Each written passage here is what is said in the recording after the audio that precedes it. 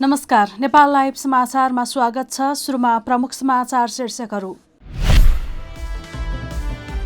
पछिल्लो 24 घण्टामा 2168 जनाको नमुना परीक्षण। कैलालीका युवा घर फर्किएसँगै नेपालमा 31 जना मध्ये 4 जनाले जिते कोरोना। चैत 11 गतेदेखिको लकडाउनले रोकिएको चाबहिल गौशाला सडकको काम फेरि अघि बढ्यो। स्थानीयसँग समन्वय गरेर काम अघि बढाइएको कालिका कन्स्ट्रक्सनको भनाई। त्रिभुवन पार्कमा पुग्ने पैदल यात्रीको संख्या 250 बढी पुग्यो। संख्या बढ्न थालेसँगै कलङ्की, बल्खु र कीर्तिपुरका चोकमै यात्रीलाई रोकियो। कोरोना भाइरसले रोकिएका फुटबल प्रतियोगिताहरू सुरु गर्ने मिति एकिङ नहुँदा सिजन यत्तिकै सकिने खतरा। रेलिगेसनमा पर्ने टिम कसरी मिलाउने भन्ने बारेमा बहस सुरु। र चीन सरकारद्वारा कोभिड-19 बारे गरिएका शोध निष्कर्षहरूमा नियन्त्रण गर्न सुरु। सरकारबाट वैज्ञानिक रिभ्यू प्रक्रियामै हस्तक्षेप भएकोमा केही वैज्ञानिक त्रसित। अब समाचार विस्तारमा। कैलालीका कोरोना संक्रमित एकजना युवा आइतबार अस्पतालबाट डिस्चार्ज भएर घर फर्किएका छन्। जिल्लाको लम्कीचुहा नगरपालिका 9 प्रतापपुरका 21 वर्षीय युवक 16 दिन अस्पताल बसेपछि कोरोनालाई जितेर घर फर्किएका हुन्।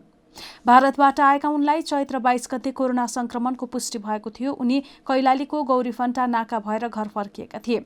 यो सँगै नेपालमा कोरोना संक्रमण भएर पनि निको भएर घर फर्कनेको संख्या 4 पुगेको छ भने 31 जना संक्रमित भएका छन्। अन्य 26 जनाले देशका विभिन्न अस्पतालमा उपचार गराइरहेका छन्। उनीहरू सबैको स्वास्थ्य अवस्था सामान्य रहेको मन्त्रालयका प्रवक्ता डाक्टर विकास देवकोटाले जानकारी दिए। हाल शुक्रराज ट्रपिकल तथा सरुवा रोग अस्पतालमा 1, पाटन अस्पतालमा 2, भरतपुर अस्पतालमा 2, बागलुङमा 1, धनगढीमा र वीरगञ्जमा 4 र विराटनगरमा 13 जना संक्रमितको उपचार भइरहेको छ।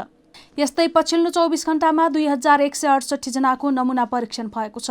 नेपालमा हालसम्म कोरोनाको आशंकामा 29,567 जनाको कोरोना भाइरस परीक्षण भएको प्रवक्ता देवकोटाले जानकारी दिए। हाल काठमाडौँ उपत्यकामा 5 र बाहिर 98 गरी 103 जना आइसोलेसनमा छन्। 5180 जनालाई क्वारेन्टाइनमा राखिएको प्रवक्ता देवकोटाले बताएका छन्। सरकारले कोरोना नियन्त्रण गर्न लकडाउन घोषणा बाहेक अरू प्रभावकारी काम गर्न नसकेको भन्दै राष्ट्रिय प्रजातन्त्र पार्टीले सरकारलाई 12 बुँदे सुझाव दिएको छ। रापरपाका अध्यक्ष पशुपति शमशेर राणा, प्रकाश चन्द्र लोहनी र कमल थापाले संयुक्त रूपमा विज्ञप्ति जारी गरी उक्त सुझाव दिएका हुन्। रापरपाले बल नभई सही सूचना प्रवाह गरी अभिभावकीय भूमिका निर्वाह, सङ्कटको घडीमा अनियमितता, भ्रष्टाचार तथा कालोबजारी गर्नेलाई कारबाही र विदेशमा रहेका नेपालीलाई संक्रमणबाट जोगाउन सरकारलाई भनेको छ। यस्तै जागिरबाट निकालिएका सम्बन्धित सरकार र रोजगारदाताले जिम्मेवारी नलिएका र अलपत्र परेका नेपाली नागरिकहरूलाई विमान चार्टर गरेर भए पनि स्वदेश फर्काउने र अनिवार्य क्वारेन्टाइनको व्यवस्था गर्न रापरपाको आग्रह छ। कोरोनाको प्रकोप अन्त्य नभएसम्म सामान ढुवानीको निमित्त बाहेक भारत र चीनसँगको सीमा बन्द गर्न, नियमन तथा सम्पूर्ण व्यावसायिक अन्तर्राष्ट्रिय उडान बन्द गर्न सरकारको ध्यान आकर्षण गराएको छ। यस्तै खाने बस्ने सुविधा नभएर काम नपाई लगायत विविध कारण सयौं किलोमिटर हिँड्दै घर फर्किरहेका मजदुर, किसान र सर्वसाधारणलाई सर्वोच्च अदालतको आदेश अनुरूप प्रदेश तथा स्थानीय सरकारको सहयोगमा गन्तव्यसम्म पुर्याउन रापरपाले सरकारसँग आग्रह गरेको छ।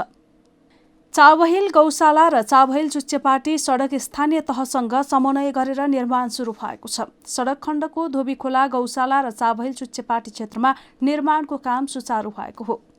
पुसदेखि सो सडक खण्डको स्तरोन्नति थालिएकोमा विश्वव्यापी रूपमा फैलिएको कोरोना भाइरसका कारण चैत 11 देखि भएको लकडाउनले निर्माण कार्य रोकिएको थियो।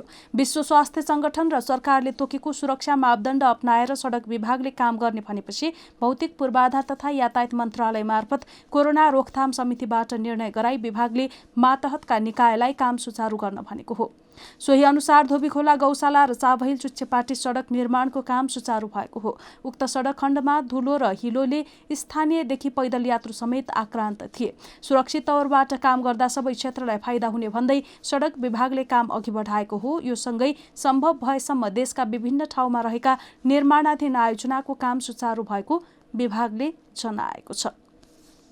शुक्रराज ट्रपिकल तथा सरुवा रोग अस्पताल सरुवा रोग विशेषज्ञ डाक्टर शेरबहादुर पुनलाई कारबाही गर्न स्वास्थ्य तथा जनसङ्ख्या मन्त्रालयले कुनै पनि तयारी नगरेको स्पष्ट पारेको छ। मन्त्रालयले आयोजना गरेको मिडिया ब्रिफिङमा डाक्टर पुनलाई कारबाहीबारे मिडियामा आएका सूचना तथा समाचारप्रति ध्यान आकर्षण भएको बताउँदै यस्तो स्पष्टीकरण आएको हो। यसअघि मन्त्रालयको फेसबुक पेजमा पनि उनीमाथि सामान्य छलफल गर्नका लागि मात्र बोलाइएको र कारबाहीको कुनै तयारी नगरेको दावी गरेको थियो।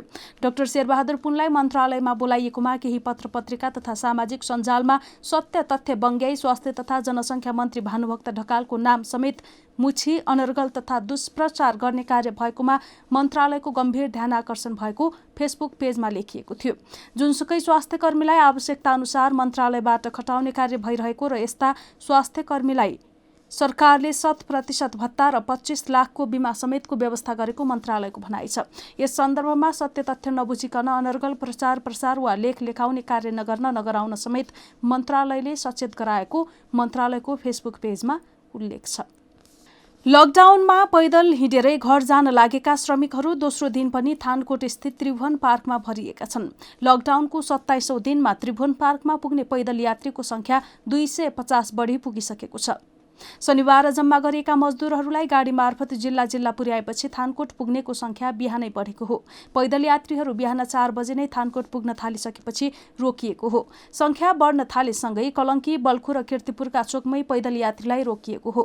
संख्या बढेपछि त्रिभुवन पार्कमा खान र बस्नको व्यवस्थापन गर्न समस्या हुने भएकाले उनीहरूलाई बीच बाटोबाटै फिर्ता गरिएको हो। त्रिभुवन पार्कमै पैदल यात्रीको व्यवस्थापनमा खटिएका श्रीहरि थापाले घर जान पाइने भएपछि संख्या एकै दिन धेरै बढ्न थालेको बताए। व्यवस्थापन गर्न कठिनाई हुने भएकाले उनीहरूलाई फिर्ता गरिएको उनले जानकारी दिए। शनिबार 300 बढीलाई सरकारले जिल्ला पठाएको थियो। सत्तारूढ दल नेकपाकी नेत्री अञ्जना बिसङ्खेले घर फर्कने पैदल यात्रीलाई त्रिभुवन पार्कमा राख्ने कार्यको व्यवस्थापन गरेकी छिन्। नेकपा निकट युवा संघका कार्यकर्ताले खान र घर पठाउन सहयोगीको भूमिका निर्वाह गरेका छन्। हामी नेपाल लाइभ समाचारमा छौं। अब खेल समाचार। कोरोना भाइरसका कारण रोकिएका फुटबल प्रतियोगिताहरू कहिले गर्ने भन्ने यकिन नहुँदा अन्तिमतिर पुगिसकेको फुटबल सिजन यत्तिकै सकिने खतरा बढिरहेको छ। सिजन यत्तिकै सकिए रेलिगेसनमा पर्ने टिम कसरी मिलाउने भन्नेमा अहिले बहस सुरु भएको छ। यस्तोमा इङ्ग्लिस प्रिमियर लिग क्लबहरूको बैठकमा भने रोकिएको सिजन जसरी हुन्छ सकाउने भन्ने विषयमा सहमति भएको छ। तर कोरोना भाइरसको महामारीको अवस्था झन कस्तो हुने हो भन्ने अनुमानसम्म पनि गर्न नसकिँदा रोकिएका खेलहरू खेलेरै सकाउन पनि मुस्किल देखिन्छ। यसैले प्रिमियर लिग क्लबहरूले बाँकी रहेका 92 खेल खेल्ने सहमति गरे पनि कहिलेसम्म खेल्न सकिन्छ भन्ने यकिन छैन। प्रिमियर लिगले बाँकी रहेका खेल सकाउने नै आफ्नो योजना रहेको बताए पनि यही मितिसम्म गर्न सकिन्छ भन्नेमा दुविधा नै छ। कोरोना भाइरसका कारण 13 मार्चदेखि प्रिमियर लिग रोकिएको छ, जसले क्लबहरूमा आर्थिक सङ्कटको जोखिम पनि बढाइरहेको छ। यसले नै खेलाडीको तलब कम गर्नेदेखि कर्मचारी निकाल्नेसम्मका निर्णयहरू पनि भइरहेका छन्। युरोपभर एकिङ भएको एउटा विषय भने फुटबल मैदानमा जहिले फर्काउन सकिए पनि खेलहरू बन्द रङ्गशालामा नै हुनेछन्। कोरोना भाइरस विरुद्धको भ्याक्सिन नबन्दासम्म अरू खेल गतिविधि पनि पहिले जसरी नै सञ्चालन गर्न सम्भव देखिँदैन। युरोपियन फुटबलको प्रशासकीय निकाय UEFA ले क्लबहरूलाई सहज हुने गरी केही नियम ल्याउने तयारी पनि गरिरहेको छ। UEFA ले अहिले कोरोना भाइरसका कारण रोकिएको च्याम्पियनसिप लिग फुटबल 29 अगस्तमा सकाउने गरी तयारी पनि सुरु गरेको छ। नेपाल लाइभ समाचारमा अब अन्तर्राष्ट्रिय समाचार। चीन सरकारले कोभिड-19 बारे गरिएका शोध निष्कर्षहरूमा नियन्त्रण गर्न सुरु गरेको छ। नेचर जर्नल र केही अनुसन्धानकर्मीका अनुसार विगत 2 महिना यता चीनले वैज्ञानिक शोध प्रकाशन गर्न पूर्व स्वीकृति लिनुपर्ने नीति चुपचाप कार्यान्वयनमा ल्याइरहेको पाइएको छ। 2 चिनिया विश्वविद्यालयले भाइरसको उत्पत्तिबारे गरिएको अनुसन्धान प्रकाशित गर्न प्रस्तुत गर्नुअघि विश्वविद्यालयको प्राज्ञिक समिति, विज्ञान तथा प्रविधि मन्त्रालय वा शिक्षा मन्त्रालयको अनुमति आवश्यक परेको सूचना प्रकाशन गरेको समाचार मिडियामा आएका थिए। कोरोना भाइरसमाथि भएका कमजोर अध्ययनका कारण राज्यले त्यस्तो गरेको हुन सक्ने चिनिया वैज्ञानिकहरूको भनाइ छ। तर केही प्राज्ञिकहरू भने चीनका ती नीति कोरोना प्रकोपको सुरुवातबारेका सूचना नियन्त्रण गर्ने चिनिया प्रयासकै अंश भएको बताउँछन्। मन्त्रालयहरूले नीतिबारे आफ्ना वेबसाइटमा सूचना जारी गरेको देखिँदैन र यसबारे पुष्टि गर्न पुष्टि गर्ने नेचरको प्रयत्नको कुनै जवाफ दिएका छैनन्। देश बाहिरका शोधकर्ताहरू अनुसन्धानको परीक्षणले कोरोना भाइरस नियन्त्रणका लागि सघाउ पुर्याउन सक्ने महत्त्वपूर्ण खोजको प्रकाशनमा ढिलाइ हुनेमा चिन्तित रहेका छन्। चीन सरकारबाट वैज्ञानिक रिभ्यू प्रक्रियामा हस्तक्षेप भएकोमा केही त्रसित पनि छन्। शोधकर्ता र शोध संस्था सामान्य रूपमा बिना कुनै निगरानी ज्ञान बाँड्न स्वतन्त्र हुनुपर्छ, यति हो यो हालैको संहिता, सम्मेलन र मापदण्ड अनुसार सञ्चालित हुनुपर्छ। सिङ्गापुर स्थित ड्युक युएस मेडिकल स्कुलका भाइरस विज्ञ एसले सेन्थ जोन भन्छन्, जहाँसम्म समीक्षा गर्ने या अनुसन्धानको नै परीक्षण गरिने कुरा छ, त्यो केवल वैज्ञानिक प्रकृतिको हुनुपर्छ। नेपाल लाइभ समाचार सकिएको छ। समाचारको अन्त्यमा प्रमुख समाचारका शीर्षकहरू फेरि एकपटक। पछिल्लो 24 घण्टामा 2168 जनाको नमुना परीक्षण। कैलालीका युवा घर फर्किएसँगै नेपालमा 31 जना मध्ये 4 जनाले जिते कोरोना। चैत 11 गतेदेखिको लकडाउनले रोकिएको चाबहिल गौशाला सडकको काम फेरि अघि बढ्यो। स्थानीयसँग समन्वय गरेर काम अघि बढाइएको कालिका कन्स्ट्रक्सनको भनाई। त्रिभुवन पार्कमा पुग्ने पैदल यात्रीको संख्या 250 बढी पुग्यो। संख्या बढ्न थालेसँगै कलङ्की, बल्खु र कीर्तिपुरका चोकमै यात्रीलाई रोकियो। कोरोना भाइरसले रोकिएका फुटबल प्रतियोगिताहरू सुरु गर्ने मिति एकिङ नहुँदा सिजन यत्तिकै सकिने खतरा। रेलिगेसनमा पर्ने टिम कसरी मिलाउने भन्ने बारेमा बहस सुरु। र चीन सरकारद्वारा कोभिड-19 बारे गरिएका शोध निष्कर्षहरूमा नियन्त्रण गर्न सुरु। सरकारबाट वैज्ञानिक रिभ्यू प्रक्रियामा हस्तक्षेप भएकोमा केही वैज्ञानिक त्रसित। नेपाल लाइभ समाचार आज यति नै। हाम्रा सबै कार्यक्रम युट्युब, फेसबुक, ट्विटर र हाम्रो वेबसाइट नेपाललाइभ.com मा पढ्न र हेर्न सक्नुहुनेछ। नमस्कार।